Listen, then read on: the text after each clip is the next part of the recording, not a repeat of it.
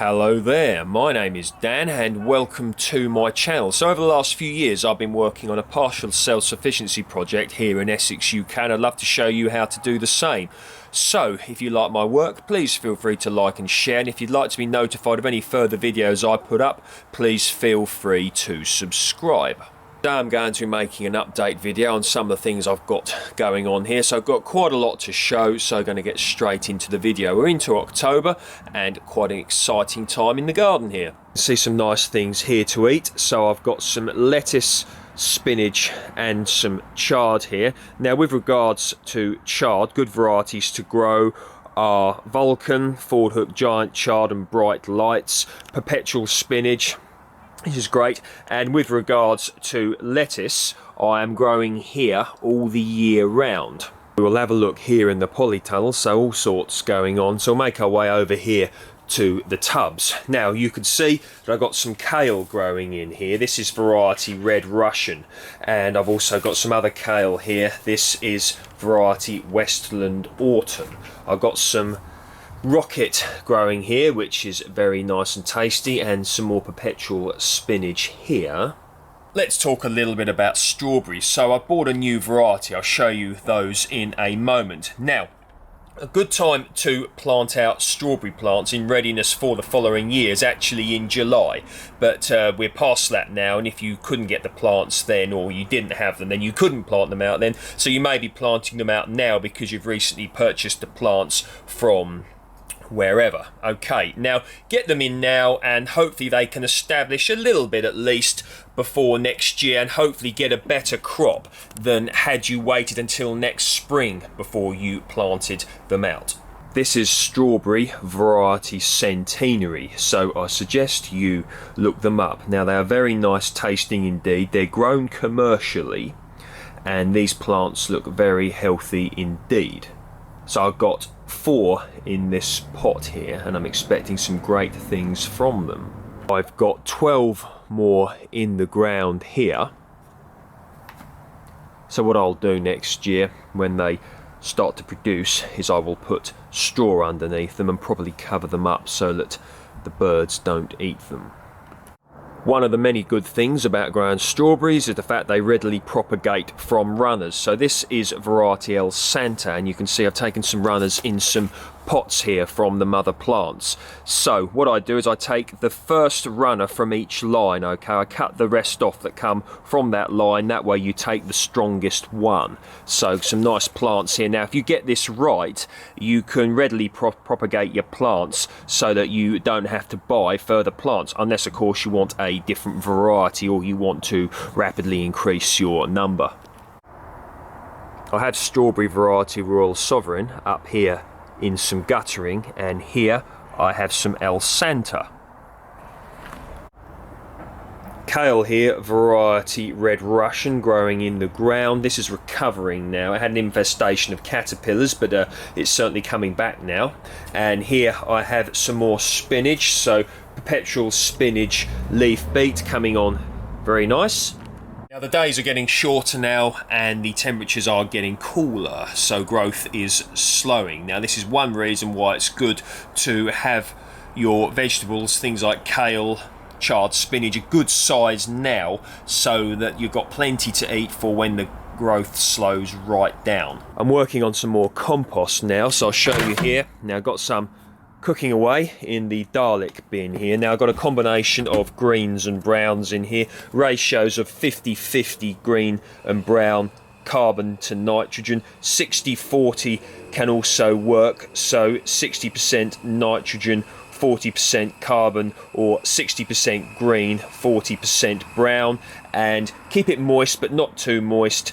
Regularly turn it to let the air in and it should break down nicely. So you can see what I've got in here, a combination of things, so from cardboard, which is a brown, to the greens if you will, from sweet corn here, which you would call a green, so nitrogen. This is one of my compost bins that I built out of pallets and fence panels. So in here I've mainly got grass cuttings that I got from grass cutting jobs, and I kept them in here, and what I'm going to be doing is mixing them up with other composting matters, and this will help to make some really good quality compost. There's quite a nice amount here, and as I get it more workable in terms of getting in some other areas and get it breaking down more, I'm going to be putting a divider in the middle here, and I'll be able to turn it from one to another like this. So really going to get back into composting because it's so important.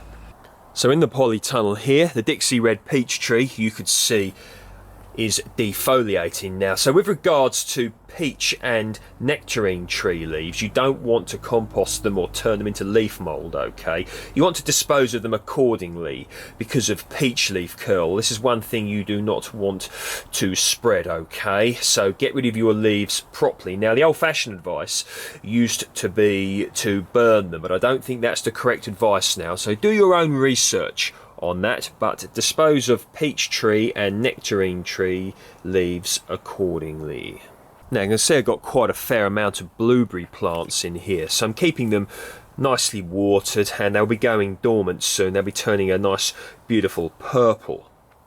And what I'm probably going to do actually is leave them in here, because that way I won't have to worry about the birds eating them next year when they crop. I've got strawberries in here as well.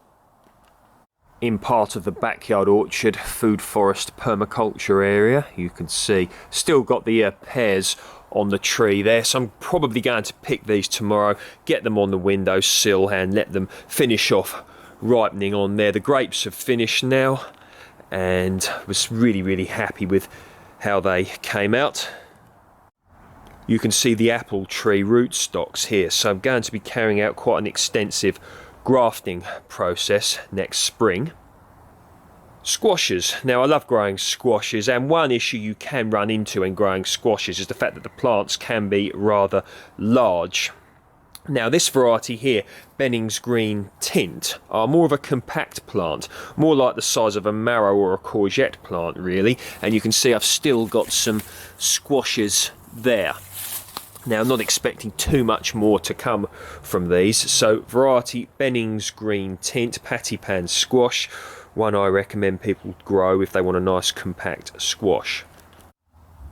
The vegetable bed here is still doing really well, eating from this every day more or less, so very happy with that. You can see the potatoes that one always leaves in have grown up, but the frost will be putting pay to those soon. So I've got chard in here, variety Westland Autumn. I've got perpetual spinach, leaf beet, winter density lettuce, all the year round lettuce, and Westland Autumn kale.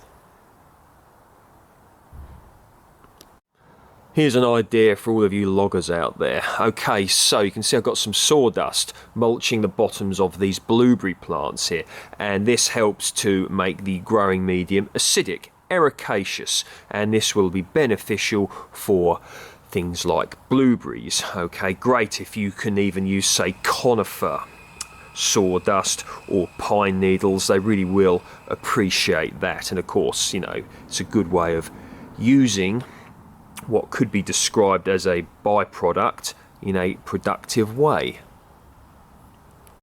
Now some of you may remember this. So what I've got here are dwarf bean plants, variety Rondo, and you can see I've got lovely crops of dwarf beans coming here. So they're growing in these polystyrene containers which help to keep the plants warm, and you can see these really are carrying a heavy crop. There's a lot of beans on here. You can see more up the back there. I made a video last year and I made one a few weeks ago about what to sow during the month of October. I'll be making one soon about what to sow during the month of November. But if you can get hold of some polystyrene containers like the ones I showed you earlier, they can be very beneficial at this time of year, particularly in order to hold in the warmth to keep the seeds warmer to help with germination. So if you've got some hardy lettuce, some spinach, some kale, some chard and some growing medium, and one of them containers, and ideally a polytunnel, you can probably put your seeds in now and get some germination going on. So a little tip for you there. Eggplant here, otherwise known as aubergine, has flowered. So there we are. Now this will be going inside soon because the colder weather will be here soon.